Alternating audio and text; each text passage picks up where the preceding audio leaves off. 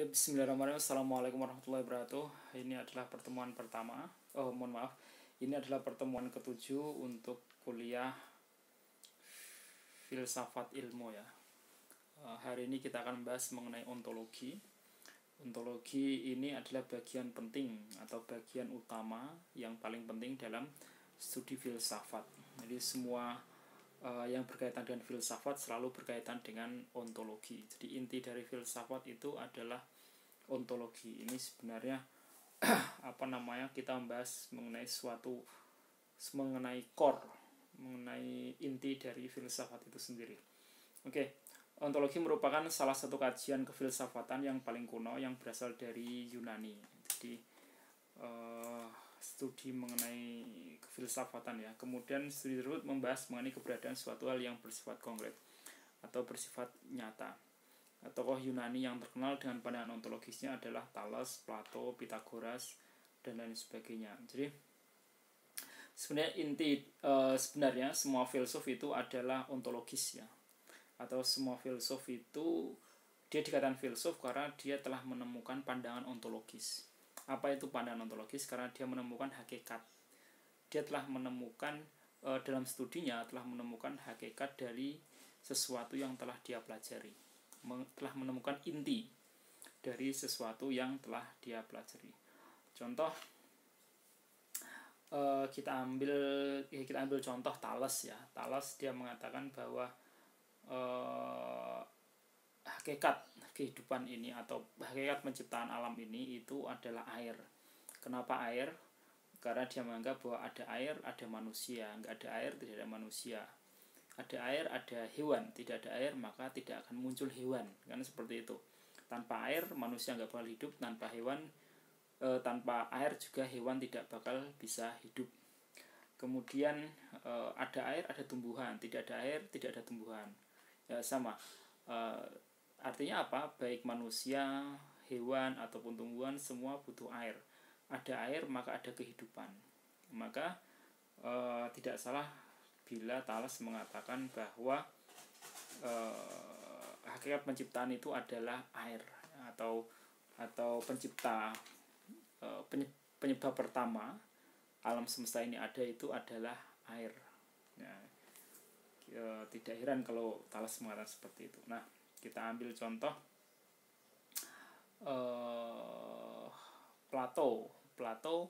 Plato mengatakan bahwa hakikat kehidupan itu adalah ide. Nah, kenapa dia mengatakan ide? Karena semua tidak bisa lepas dari ide.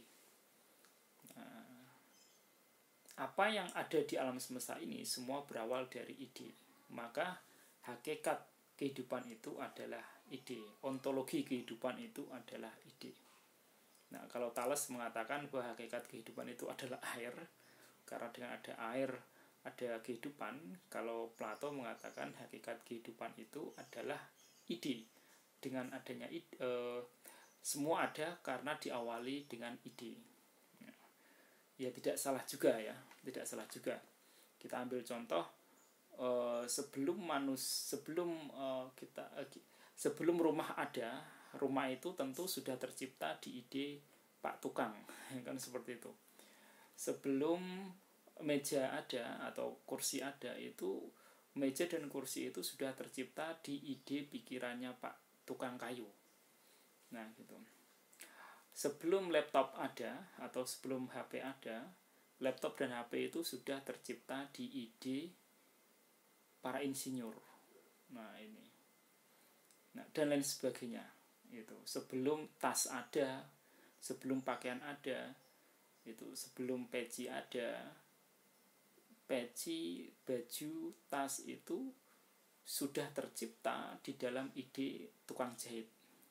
Nah, jadi maka tidak heran kalau Plato mengatakan bahwa hakikat kehidupan itu adalah dunia ide.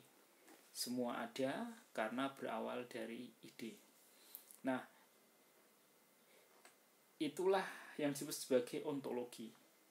Jadi ontologi atau ontologi bisa disebut sebagai hakikat. Jadi menurut Plato, hakikat kehidupan atau ontologi kehidupan itu adalah dunia ide. Karena apa? Karena semua berasal dari ide. Bahkan alam semesta ini, bumi, langit, matahari, bulan, dan lain sebagainya itu tercipta dahulu di dunia ide Allah Subhanahu wa Ta'ala. Ini kalau menurut pandangan filsafat ya.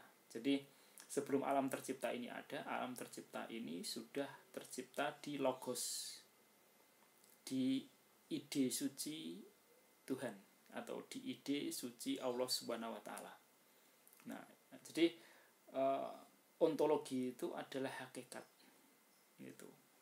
Nah, hakikat kehidupan menurut Plato adalah dunia ide, hakikat kehidupan menurut Thales itu adalah air. Nah, beda dengan Pitagoras. Hakikat kehidupan menurut Pitagoras itu adalah bilangan. Nah, bilangan. Jadi ontologi dari kehidupan itu menurut Pitagoras itu adalah bilangan. Kenapa Pitagoras mengatakan bilangan? Karena di dunia ini tidak ada yang tidak bisa diukur. Semua bisa diukur. Nah, karena semua bisa diukur dengan angka, maka hakikat kehidupan itu adalah bilangan atau angka. Itu karena semua bisa diukur dengan angka. Nah, contoh manusia bisa diukur panjangnya, lebarnya, tingginya. Ini bisa diukur. Benda itu juga bisa dilihat, bisa diukur panjang, tinggi, lebar. Umur hewan bisa diukur, berapa umurnya. Itu umur manusia juga bisa diukur, berapa umurnya. Peci juga bisa diukur. Nah, berapa panjangnya, lebarnya, tingginya. Baju juga bisa diukur. Nah, semua bisa diukur. Bahkan kelakuan manusia itu juga bisa diukur. Seberapa baik dia, berapa kali dia berbuat baik, berapa kali dia berbuat jahat, itu bisa diukur. Nah, karakter manusia itu juga bisa diukur. Jadi tidak ada yang bisa diukur, tidak ada yang tidak bisa diukur. Nah, karena tidak ada yang tidak bisa diukur, maka Pitagoras mengatakan bahwa hakikat kehidupan itu adalah bilangan atau angka itu ya, angka. Jadi hakikat kehidupan itu angka atau bilangan. Nah, karena apa? Semua itu bisa diukur. Nah, inilah disebut sebagai ontologi. Jadi ontologi itu adalah sesuatu di balik sesuatu. Atau ontologi adalah kenyataan. Apa sih yang nyata dalam kehidupan itu? Menurut Plato, yang nyata dalam kehidupan itu adalah dunia ide. Menurut Pitagoras, yang nyata dalam kehidupan itu adalah bilangan. Menurut Thales, yang nyata dalam kehidupan itu adalah air. Nah, itu disebut sebagai kenyataan. Nah, kalian juga bisa kalau punya pendapat atau ide yang lain, hakikat kehidupan itu bukan bilangan, bukan hakikat bukan ide, tapi hakikat kehidupan itu adalah beribadah. Nah, kalau kalian menjawab seperti itu, ya benar juga itu berarti termasuk ontologi kehidupan. Artinya dalam filsafat itu tidak ada sesuatu yang benar dan tidak sesuatu yang salah, tapi sesuatu itu apakah dia punya argumentasi yang kuat atau tidak. Nah, mungkin bagi agamawan mengatakan bahwa hakikat kehidupan itu adalah ibadah, karena manusia diciptakan untuk beribadah. Nah, kalau dia berbalat seperti itu, berarti dia sedang berfilsafat atau sedang berontologi. Dia sedang mengkaji hakikat kehidupan dari sisi pikiran dia. Berarti itu sebagai filsafat ya. Jadi kita kembali lagi, ontologi itu intinya adalah hakikat. Ontologi itu hakikat, ontologi itu adalah kenyataan, ontologi adalah sesuatu di balik sesuatu. Nah, mungkin bagi orang sosiologis dia akan mengatakan bahwa hakikat kehidupan itu adalah manusia itu, hakikat manusia itu adalah makhluk sosial. Apakah benar? Ya benar gitu. Selama dia punya pendapat yang kuat, maka itu dianggap sebagai benar. Seseorang dia mengatakan bahwa hakikat manusia itu adalah makhluk sosial. Kenyataannya karena manusia itu tidak bisa lepas dari manusia yang lain. Manusia tergantung dengan manusia yang lain. Manusia tidak mungkin bisa memenuhi kebutuhannya sendiri tanpa bantuan orang lain. Itu mustahil ya. Gitu kan, tidak mungkin ada orang mau makan dadak harus nanam padi dulu. Nah, kalau dia harus nanam padi dulu, maka dia harus menunggu 4 bulan. Nah, selama 4 bulan dia makan apa? Kan seperti itu. Kan tidak mungkin kan gitu. Maka manusia butuh orang lain. Nah, dia membeli beras. Nah, karena dia tidak mungkin menanam beras sendiri. Ya mungkin bisa menanam beras, tapi dia harus nunggu 4 bulan. Gitu. Nah, dalam masa nunggu 4 bulan, dia mau makan apa? Gitu. Kan tidak mungkin. Tentu dia harus makan sesuatu. Nah, misal mau telur saja harus nunggu 3 bulan. Kalau dia beternak sendiri, kan tidak mungkin juga ya. Maka manusia itu harus membutuhkan orang lain. Pakaian, apakah manusia harus menanam kapas dulu, memintal, menenun, menjahit? Kan tidak mungkin. Nah, maka manusia butuh orang lain, butuh penjahit, butuh orang lain ya.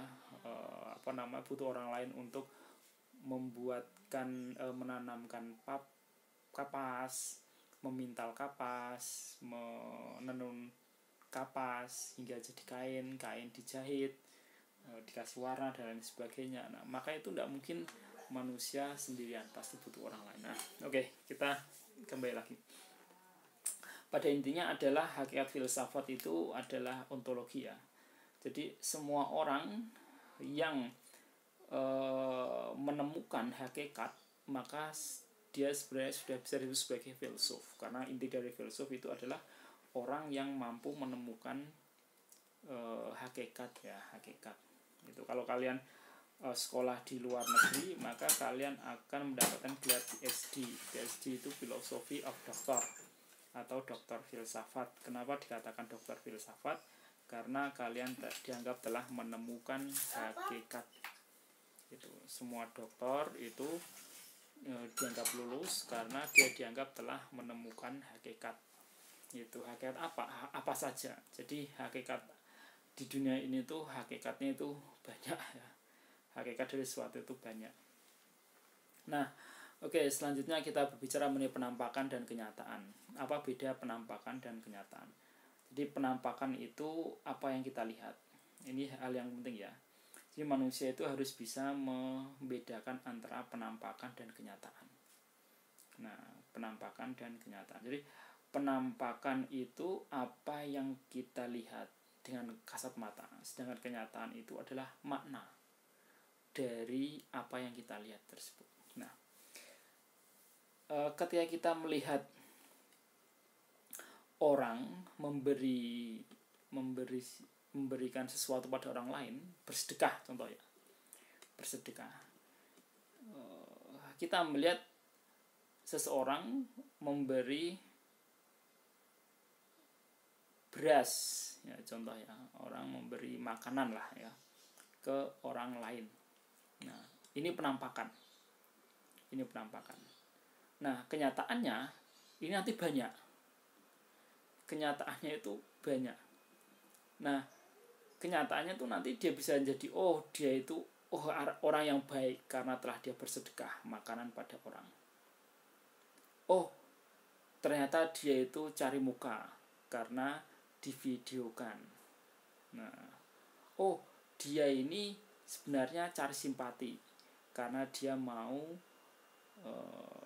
nyalon kepala desa contoh. Dia itu sedang pamer terhadap calon mertuanya. Nah, jadi kejadiannya cuma satu, yaitu memberi. Tapi kenyataannya banyak. Ontologinya itu banyak. Hakikatnya banyak. Gitu. Padahal kejadiannya cuma satu, yaitu apa? Memberi makanan. Gitu. Tapi kenyataan dibalik memberi itu banyak. Nah, itu tergantung niat, kondisi, keadaan, kan seperti itu. Jadi kejadiannya satu, penampakan, dia memberi. Nah, tapi kenyataannya itu nanti bisa berbeda, ya toh. Kenyataannya bisa berbeda. Nah, dan itu tergantung niatnya. Itu. Kalau niatnya ikhlas, berarti kenyataannya dia itu orang mukhlisin. Nah, hakikatnya dia adalah orang yang baik. Kalau dia ujub, nah maka kenyataannya bahwa dia itu orang yang sombong. Saya ini loh mampu memberi orang. Nah, udah beda lagi. Kalau misal dia niatnya adalah untuk pamer, berarti dia ini kenyataannya adalah pamer. Itu pamer agar dilihat calon mertua contoh, atau agar dilihat orang banyak bahwa dia itu dermawan. Gitu. Atau kenyataannya dia adalah sedang mencari dukungan, maka dia rajin ngasih ke orang lain agar dia didukung menjadi kepala desa, atau dia didukung menjadi caleg gitu. Atau ada lagi, dia niatnya memberi itu adalah untuk naik jabatan. Naik jabatan. Nah, jadi dari sini kita bisa membedakan penampakan dan kenyataan itu berbeda. Penampakan itu apa yang kita lihat. Kenyataannya ini bisa banyak. Nah, bisa banyak. Itu tadi contoh kita lihat memberi itu. Kejadiannya cuma memberi saja. Tetapi di balik memberi itu tersimpan kenyataan yang sangat luas. Nah, kenyataan itulah yang disebut sebagai ontologi. Sesuatu di balik sesuatu. Penampakan adalah sesuatu. Kenyataan itu adalah di balik sesuatu. Nah, seperti itu. Penampakannya adalah memberi. Kenyataannya adalah dia ini mukhlisin, orang yang ikhlas. Dia ini ujubin, orang yang ujub, orang yang sombong misalnya. Dia ini orang yang pamer. Dia ini orang yang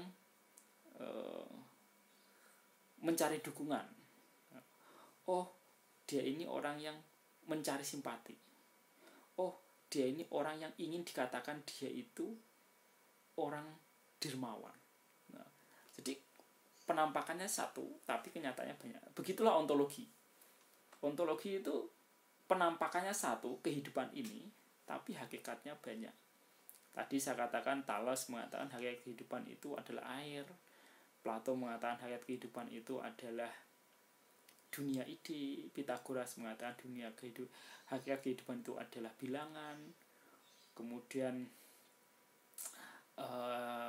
agamawan mengatakan hakikat kehidupan itu adalah beribadah. Kemudian sosiologis mengatakan hakikat kehidupan itu adalah manusia itu makhluk sosial. Nah, ini namanya ontologi. Ontologi itu sesuatu di balik sesuatu. Nah, dan kalian pun juga bisa mencari itu ya, menemukan tentang ontologi. Oke. Banyak contohnya itu tadi sudah saya sampaikan. Oke, sekarang kita langsung masuk ke pengertian ontologi. Menurut bahasa, ontologi berasal dari bahasa Yunani. Ontos berarti being, logos berarti ilmu. Being atau ada. Jadi ontologi adalah ilmu mengenai ada. Ilmu mengenai keberadaan. Atau jadi bisa diartikan ontologi adalah the theory of being qua being. Teori tentang keberadaan sesuatu yang ada. Jadi keberadaan sesuatu yang ada atau kenyataan. Nah, kenyataannya itu apa gitu. Kenyataannya itu apa? Nah, realitas kenyataan dari sesuatu yang ada itu apa? Jadi apa yang kita lihat itu tidak mencerminkan apa yang kita lihat, tapi apa yang kita lihat itu bisa bermacam makna, itu bisa bermacam makna. Nah, dulu kalau kita membaca sejarah, ketika Nabi Isa sedang mengajar ya, sedang mengajar di gua. Nabi Isa sedang mengajar di gua. Datanglah muridnya itu yang bernama Yudas Iskariot. Nah, Yudas Iskariot itu waktu itu datang bersama Panglima Romawi. Nah, Panglima Romawi itu intinya dia ingin menangkap Nabi Isa untuk dibunuh. Menangkap Nabi Isa. Dia intinya ingin menangkap Nabi Isa untuk dibunuh. Kenapa dibunuh? Karena Nabi Isa dianggap telah menyebarkan ajaran sesat.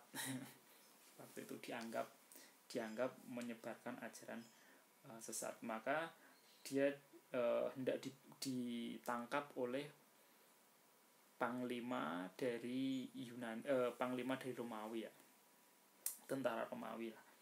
Nah, karena tentara tersebut atau panglima tersebut tidak tahu mana wajahnya Nabi Isa, nggak tahu, maka dia butuh petunjuk. Nah, yang memberikan petunjuk itu, yang memberitahu itu adalah Yudas Iskariot. Nah, dengan imbalan 1 kantong emas, 1 kantong uang emas ya. Nah, cuma Yudas Iskariot kalau mau menunjukkan ini loh yang namanya Nabi Isa, dia sungkan, tidak mungkin. Nah, maka dia mengambil cara dengan mengatakan pada Panglima Romawi, nanti kamu sajak ke gua. Ketika di dalam gua itu semua akan saya salami, kecuali Nabi Isa, dia akan saya peluk. Nah, yang saya peluk itu adalah Nabi Isa. Nah, kemudian Yudas Iskariot membawa panglima tersebut masuk ke gua. Nah, masuk ke gua. Nah, ketika masuk ke gua, semua disalami kecuali Nabi Isa. Nabi Isa dipeluk. Nah, dipeluk. Nah, kita garis bawahi dipeluk ya. Nah, seorang murid memeluk gurunya itu. Penampakannya adalah murid memeluk guru. Nah, ini penampakan. Tapi kenyataannya itu seharusnya seorang murid memeluk guru itu adalah penghormatan yang luar biasa. Nah, tapi kenyataannya berbeda. Pelukan ini adalah pelukan pengkhianatan. Nah, kenyataan ini adalah kenyataan pengkhianatan. Jadi yang kita lihat dia memeluk, artinya seharusnya dia itu menghormati gurunya, tapi sebenarnya dia sedang mengkhianati gurunya. Nah, jadi apa yang kita lihat dengan kenyataan itu bisa berbeda ya, bisa berbeda. Nah, jadi dari contoh itu hakikat yang dilakukan oleh Yudas Iskariot itu adalah pengkhianatan. Nah, pengkhianatan. Jadi ontologinya atau hakikatnya itu adalah pengkhianatan. Itu pengkhianatan. Jadi yang penampakannya adalah memeluk. Nah, kenyataannya adalah pengkhianatan. Umumnya yang namanya memeluk itu adalah penghormatan. Nah, umumnya arti dari memeluk itu adalah penghormatan. Kenyataan dari memeluk itu adalah penghormatan. Nah, umumnya. Tapi dalam kasus ini kenyataannya adalah dia mengkhianati. Maka antara penampakan dan kenyataan itu bisa berbeda. Nah, inti dari ontologi itu adalah kita membahas dari kenyataan. Nah, kenyataan dari sesuatu yang ada. Kenyataan dari apa yang kita lihat, kenyataan dari kehidupan, kenyataan dari manusia, kenyataan dari politik, dari ekonomi, dari budaya, dari apapun. Jadi ontologi itu adalah membahas apa yang nyata dari sesuatu yang ada, apa yang nyata dari suatu kejadian, apa yang nyata dari suatu kehidupan, apa yang nyata dari apapun. Nah, itu namanya ontologi. Jadi ketika seseorang membahas ontologi itu membahas hakikat, membahas kenyataan, membahas intinya itu apa, inti dari yang ada itu apa. Nah, ini adalah ontologi. Jadi kembali, ontologi bisa diartikan the theory of being qua being, teori keberadaan tentang sesuatu yang ada, atau kenyataan tentang sesuatu yang ada, realitas tentang sesuatu yang ada. Ini namanya ontologi.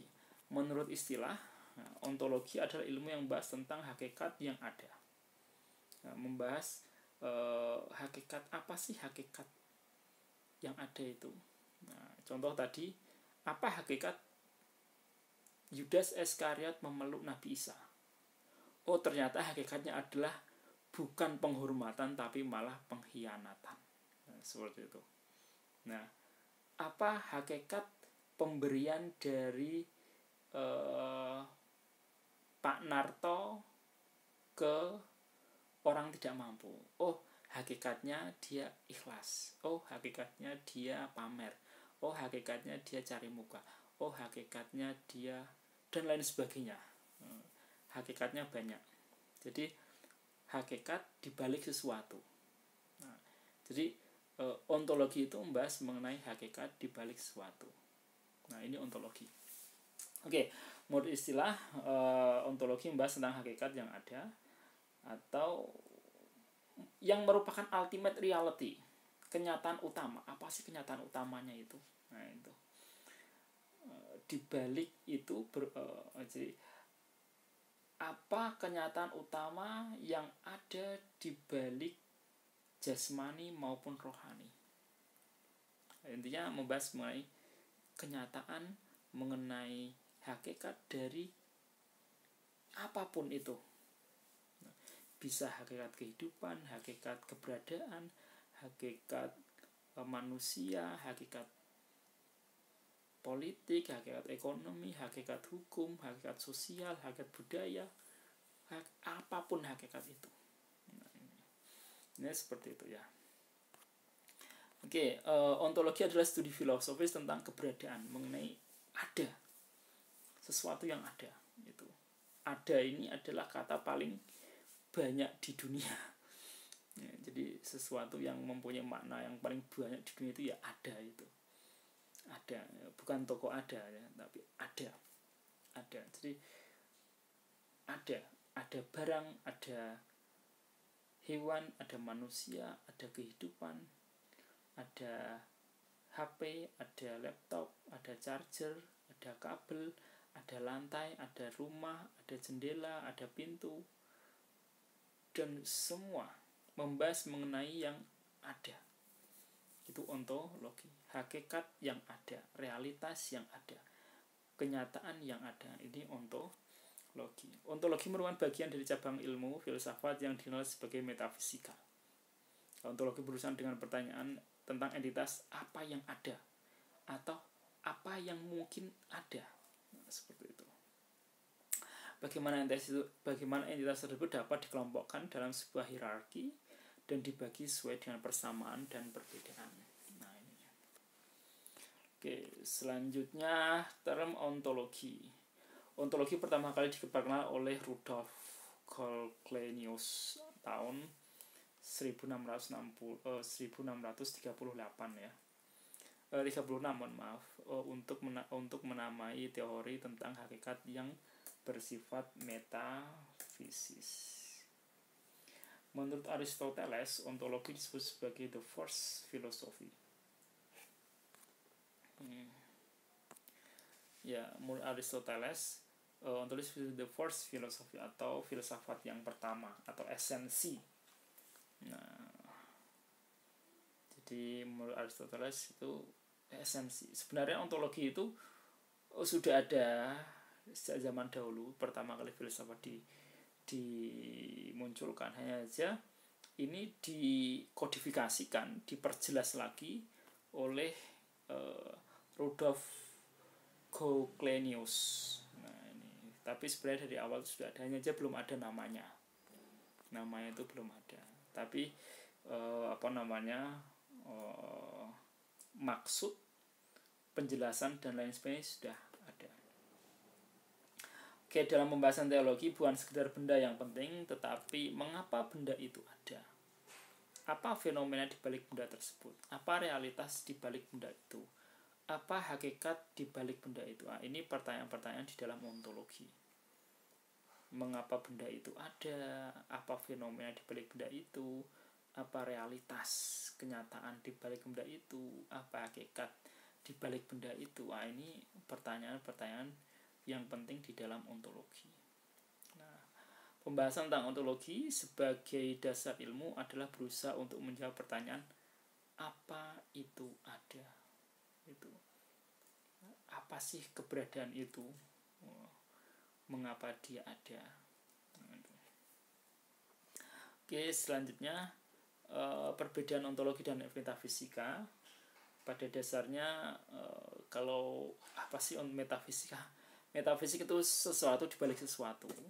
Nah, itu metafisik. Nah, kemudian ontologi itu membahas mengenai kenyataan realita. Nah, ini hampir sama. Karena hampir sama,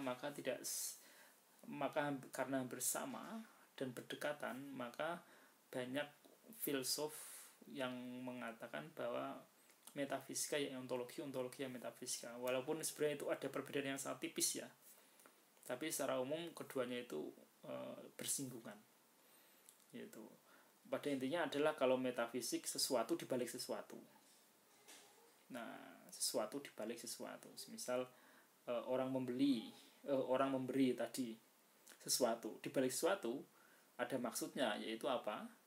Dia ingin pamer, dia ingin mendapatkan ridha Allah, dia ingin pahala, dia ingin dikatakan dermawan, dia ingin mencari kedudukan. Nah, itu kan banyak ya. Nah, itu contohnya. Jadi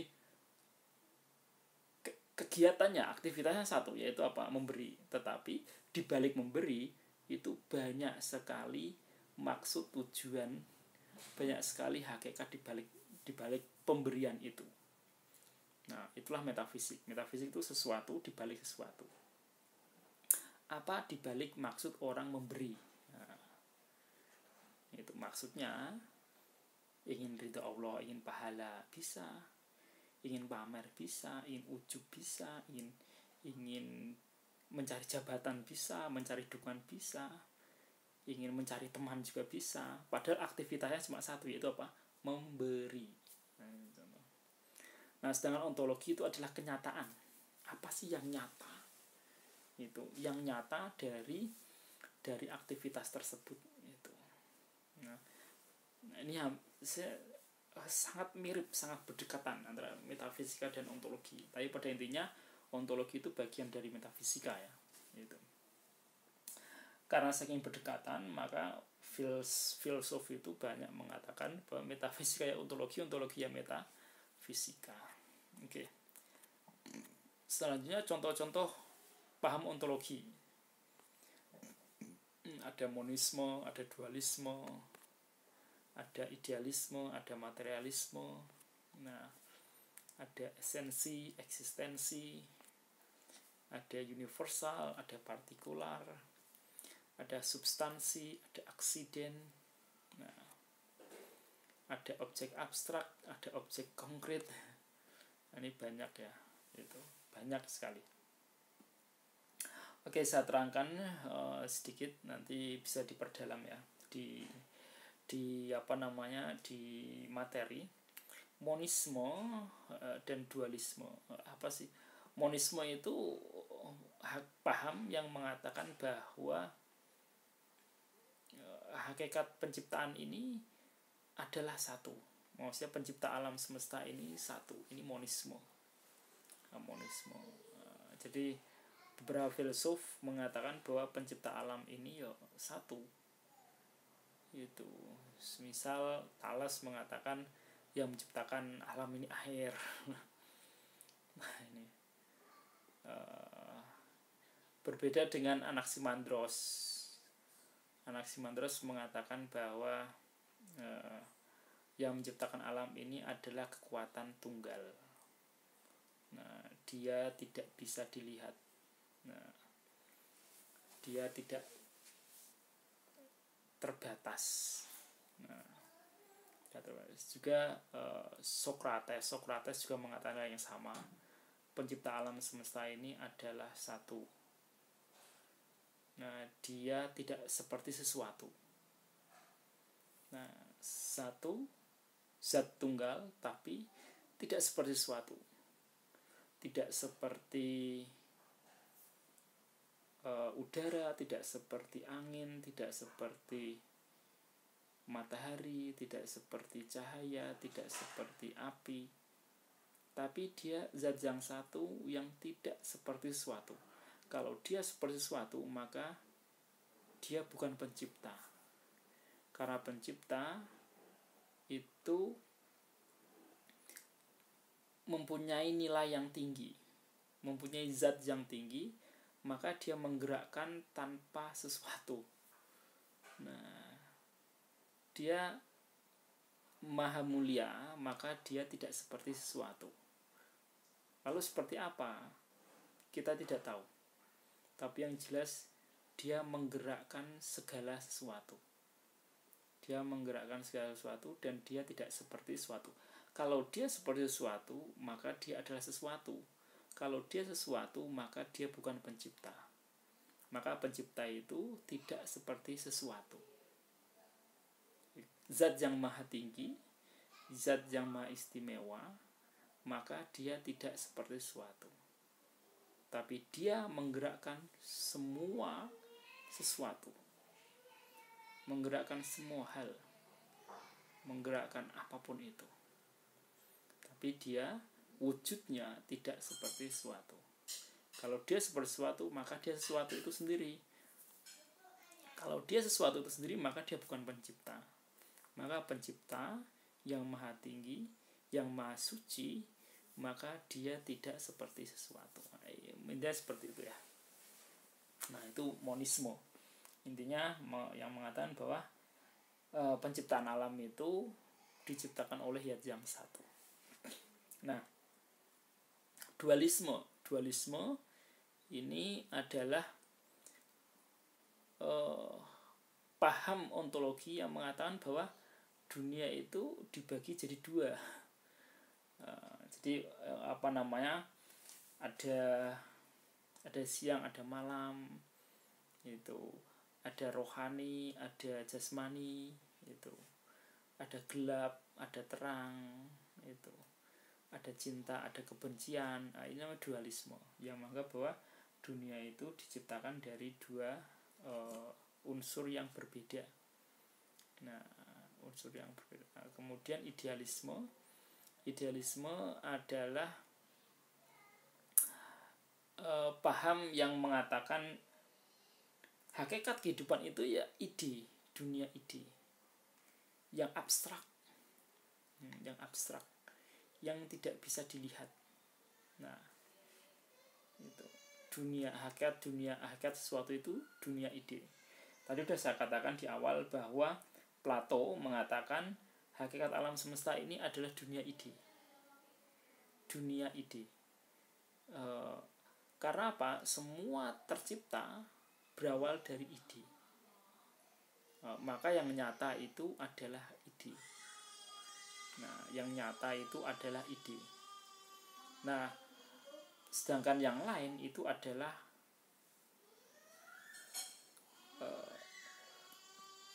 imitasi,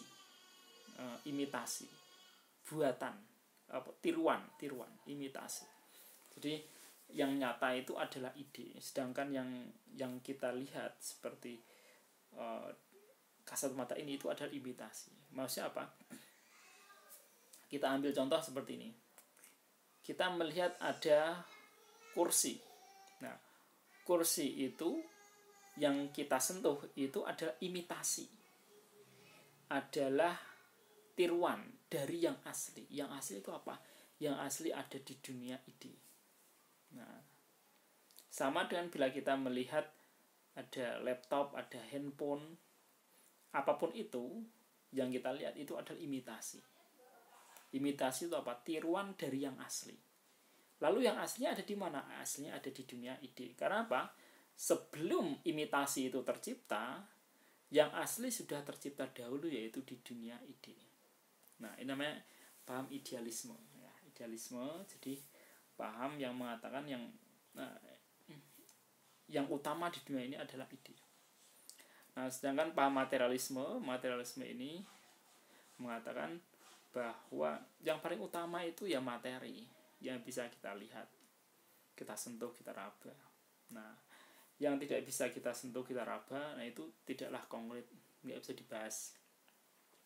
Maka paham materialisme mengatakan bahwa sesuatu itu bisa disebut benar kalau dia bisa diraba, bisa disentuh, bisa dilihat. Nah, maka materialisme ini sebenarnya berkebalikan dari idealisme.